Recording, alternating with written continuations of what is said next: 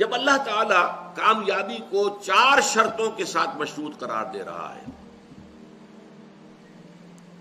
تو ظاہر بات ہے یہ چاروں لازم ہیں، ان میں سے کسی کو بھی کم کر دینے کا آپ کو اختیار نہیں ہے۔ یہ اللہ کا کلام ہے،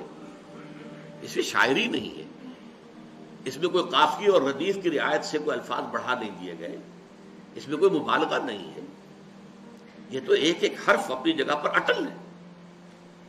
وَالْعَصْرِ إِنَّ الْإِنسَانَ لَفِي خُسْرٍ إِلَّا الَّذِينَ آمَنُوا وَعَمِلُوا الصَّالِحَاتِ وَتَوَاصَوْا بِالْحَقِّ وَتَوَاصَوْا بِالصَّبْرِ۔ یہ چاروں چیزیں لازم، اس کو یوں سمجھیے کہ اگر کوئی معالج آپ گئے ہیں، آپ نے نبض دکھائی ہے، یہ جو بھی اپنا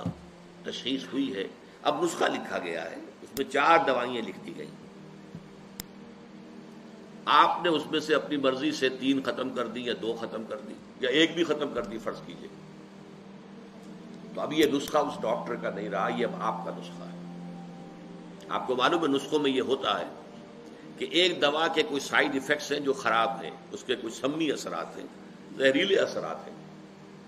تو دوسری شے شامل کی جاتی کریکٹیو کی حیثیت سے کہ اس کا ازالہ ہو جائے۔ آپ نے وہ کریکٹیو نکال دیا تو مارے گئے نا، وہ نسخہ شفا نہیں رہے گا، وہ نسخہ ہلاکت بن جائے گا۔